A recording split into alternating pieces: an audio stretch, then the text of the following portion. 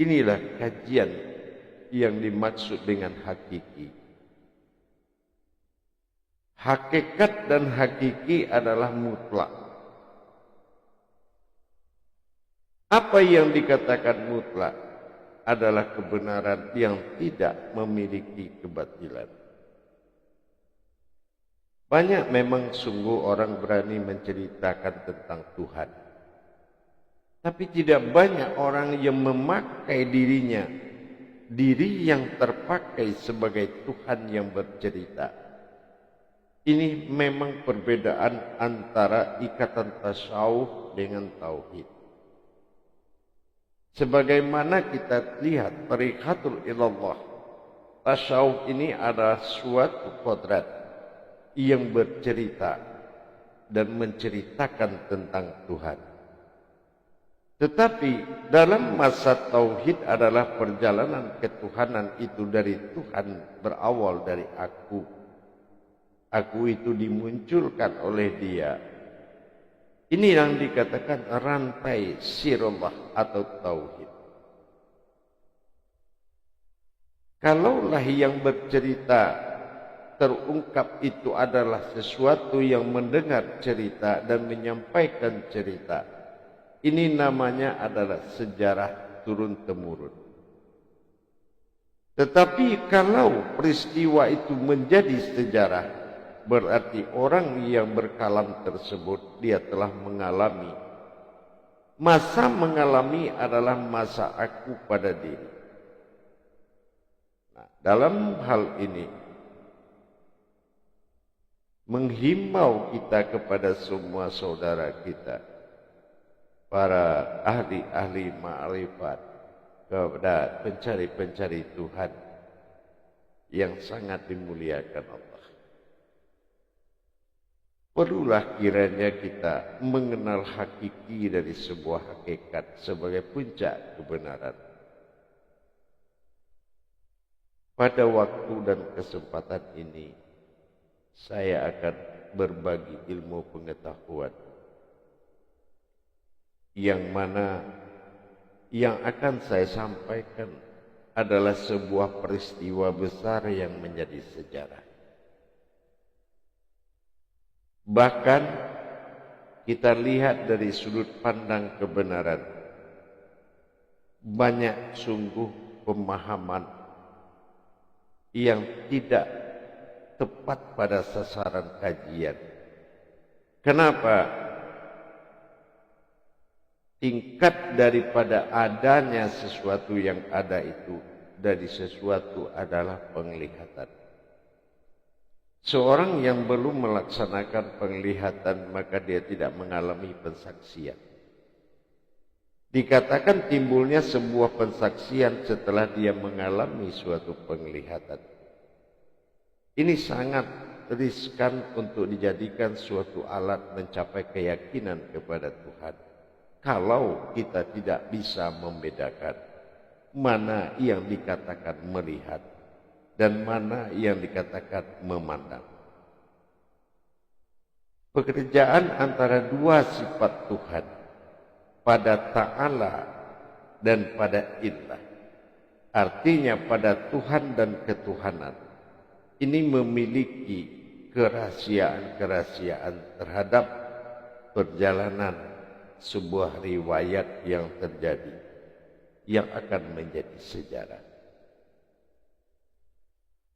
Kalau kita bicara tentang sebuah penglihatan dan sebuah pandangan yang akan menimbulkan sebuah rasa, ini konteksnya kalau seseorang belum mengalami peristiwa, bagaimana bisa sesuatu yang terlihat itu akan terlihat?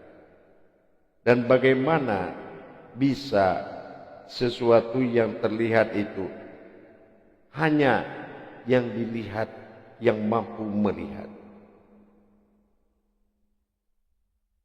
Memang sulit untuk dipahami oleh akal.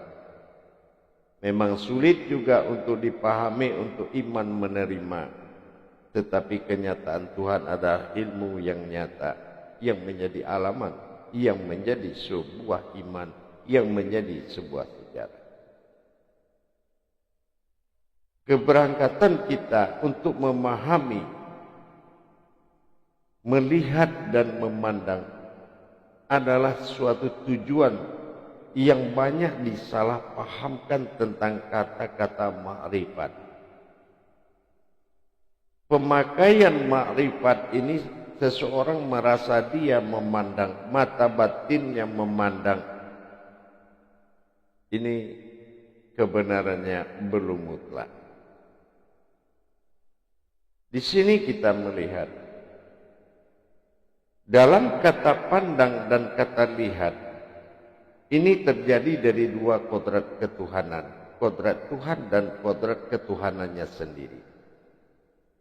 Yang mana kodrat Tuhan itu memandang, sementara ketuhanan itu adalah melihat. Melihat dan memandang penglihatan sendiri itu membutuhkan kebenaran yang sangat kuat. Menyaksikan pandangan itu timbulnya suatu penglihatan. Melihat yang tidak terlihat itu. Ada 3 perkara yang menjadi sengketa batin bagi umat. Sengketa batin yang dimaksud adalah melihat batin yang tidak terlihat, melihat hayat yang tidak terlihat, dan melihat rahasia yang tidak terlihat. Ini dibutuhkan pelita dari penglihatan itu sendiri yang disebut dengan pandang. Mendirikan pelita penglihatan disebut dengan pandang. Inilah satu kesatuan. Karena 3 kodrat yang tidak bisa kita lihat adalah memiliki posisi yang tidak terjangkau. Pertama dilihat dikatakan dengan batin. Batin itu adalah sesuatu ketinggian yang tidak terjangkau oleh pikiran. Tidak terjangkau oleh akal. Ini ketinggian yang sangat luar biasa yang tidak mampu dicapai oleh akal. Maka pandanganlah yang bisa menembus itu. Yang kedua adalah hayat yang tidak bisa dilihat. Dan dia berada dalam kejauhan yang sangat mampu dicapai hanya oleh pandangan. Pandangan itulah yang mampu melihat, yaitu penglihatan yang sangat jauh. Kejauhan hayat hanya mampu dipandang, bukan hanya dilihat. Begitu juga yang ketiga, rahasia daripada Allah. Melihat rahasia itu hanya kodrat dari rahasia itu sendiri. Kedalaman yang sangat dalam yang tak terhingga adalah rahasia Allah. Untuk menatap kepada ketiga kan, wujud yang 3 yang menjadi pokok sasaran mata hati, mata batin, hanya bisa dilihat oleh pandangan itu sendiri. Kejauhan dan ketinggian serta kedalaman itu hanya mampu dilihat oleh pandangan itu sendiri.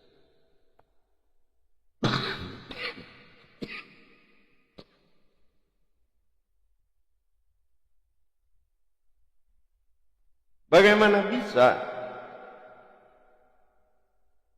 3 perkara tadi telah dibayangkan dalam suatu pertanda dalam Al-Quran.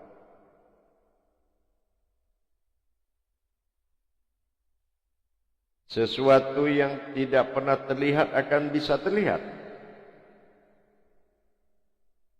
Dalam ketinggian batin. Sehingga dengan segala cara umat mencapai tingkat batin.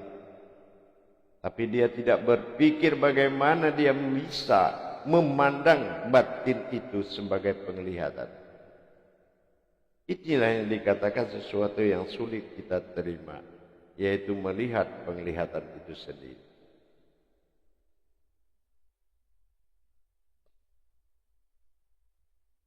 Kejauhan hayat melebihi dari kejauhan pandangan. Apapun yang kita lihat, hanya pandanganlah yang mampu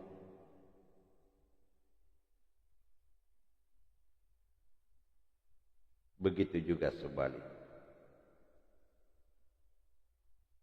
Kedalaman rahasia Allah hanya mampu dipandang.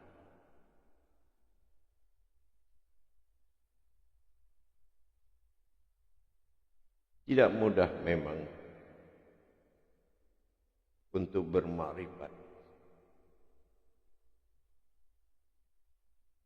kecuali menjadi makrifat itu sendiri.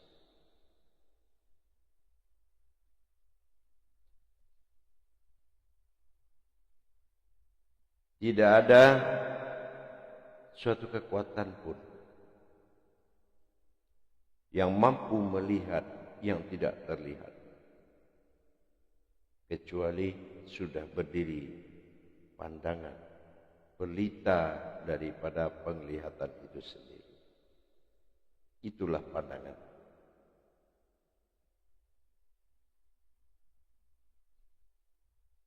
Dinamakan dengan pelita pandang. Kejauhan dan ketinggian serta kedalaman dalam posisi tingkat kerahasiaan, tingkat batin dan tingkat hayat.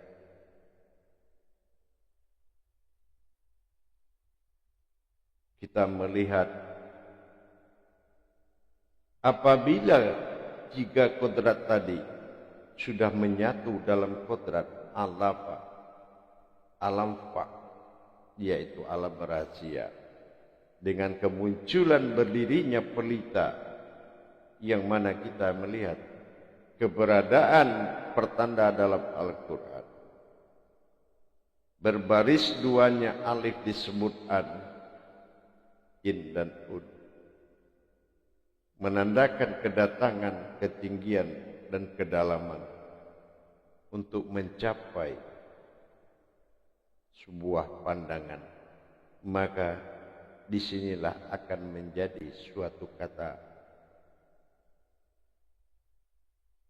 Ini yang disampaikan dengan kalam ainun, yang mana kodrat ketinggian dalam kodrat an, kejauhan dalam kodrat it, serta kedalaman dalam kodrat un. Makomnya batin, ketinggian yang tidak tercapai oleh penglihatan. Hidup hayat yang tidak tercapai oleh kejauhan oleh penglihatan. Dan sirnya Allah, rahasia yang tidak bisa dicapai oleh penglihatan, kejauhan, kecuali menyatunya penglihatan yang tiga tersebut. Batin an, batin in dan batin un akan menyatu menjadi tubuh pandang. Ini yang dikatakan ainun sabita. Dengan ainun sabita ini berupalah wujud pelita tersebut. Pelita pandang akan masuk dalam wujud jauhar yang muncul pada sabita. Basitah akan menjadi sabita, terlihat dalam wujud ayan kerajiahnya Allah. Nur kasiyah muncul dari alif nafsun natijah. Dengan demikian anak akan berwujud. Barulah kita bisa dikatakan melihat yang tidak terlihat adalah pandangan yang melihat yang tidak terlihat menjadi terlihat.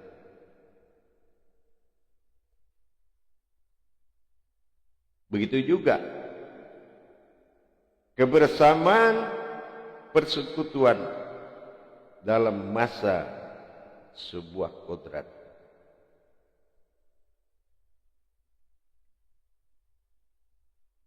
Inilah yang kita lihat titik kebenaran.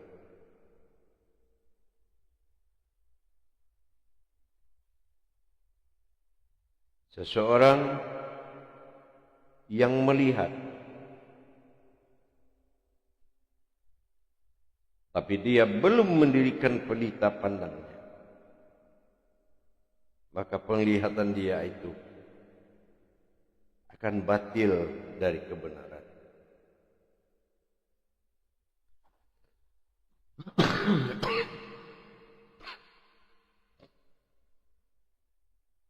Dia tidak akan melihat yang sesungguhnya. Dia tidak akan menjumpai yang sebenarnya. Apa yang kamu lihat bukanlah yang sebenarnya, melainkan apa yang kamu pandang. Masa jauhar masalah aku pada kudus. Di sini yang disebut masa aku dalam pandang. Ini yang dikatakan masa ain adalah masa aku.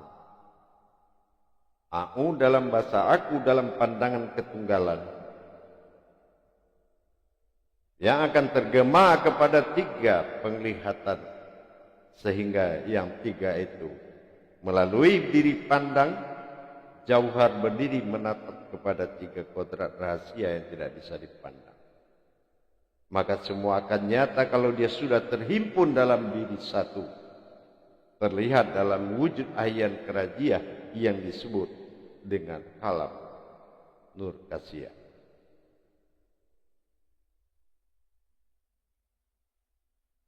Kita sudah memahami au itu kalau kita tulis dia akan berupa ain. Ain itu adalah pandang, diri pandang, diri sabita. Ini yang disebut dengan ma'rifat. Kalau peristiwa ini belum terhimpun menjadi satu, belum munculnya pelita dari penglihatan tersebut, maka tidak ada istilah batin bisa dilihat. Tidak ada bisa istilah sir bisa dilihat. Tidak ada istilah bisa hayat bisa dilihat sebelum dia menyatu menjadi diri pandang, dikatakan sabita. Hanya penglihatan, hanya batin yang mampu melihat batin, hanya hayat yang mampu melihat hayat, dan hanya sir yang mampu melihat sir. Dalam bahasa melihat, dilihat dan terlihat, berdirilah sebuah kodrat yang arif. Kodrat arif adalah kodrat sirnya Allah dalam kewalian. Sebuah wujud yang tidak diketahui mawujudnya, yang tidak berasma mawujudnya adalah wujud. Inilah wujudullah disebut kewalian. Ini yang disebut dengan arif. Terlihatnya arif itu menjadi kodrat diri ma'rifat. Ini yang dikatakan ma'rifat. Makhammatul arifan. Terlihatnya arifnya Allah. Arifnya Allah adalah wujudnya Allah. Maka dikatakan melihat Allah. Terlihat Allah. Dan yang melihat Allah. Proses untuk mendapatkan peristiwa itu tentu dengan menjalankan tingkat kata menuju gema ketunggalan pandangan menjadi gema halus yang menimbulkan adanya batin. Munculnya batin terlihat, munculnya sir terlihat, munculnya hayat terlihat. Apabila dia telah menyatu menjadi diri pandang. Hanya pandanganlah yang mampu melihat penglihatan itu sendiri. maka bisalah ditetapkan sebuah diri jauhar batsita betul-betul telah mewujud menjadi diri pandang dalam tingkat AU, yang mana aftar telah terlihat dia menjadi nyata, sementara domahu adalah hakikat hakikinya. Hakikinya diri yang terlihat adalah AU yang disebut dengan aku, sementara ditulis dalam kalam ain. Maka diri pandang. Semua itu adalah pandangan. Penglihatan yang dilihat oleh pandangan. Hanya pandanganlah yang mampu melihat penglihatan itu sendiri. Inilah yang menjadikan tidak ada yang memandang dan siapa yang dilihat dan siapa yang dilihat. Dan siapa yang melihat. Karena ini perbuatan keakuannya pada ketuhanannya disebut dengan A. Menggemakan, mentajalikan dalam mengalami peristiwa itu, maka terbukalah hijab seseorang. Kalau batin itu sudah nyata pada pandangan, maka batin akan mampu melihat batin. Kalau hayat itu sudah nyata pada diri pandang, maka hayat itu mampu dia melihat hayat. Begitu juga dengan sir atau rahasia. Kalau rahasia itu sudah nyata pada diri pandang, maka dia akan mampu melihat rahasia tersebut.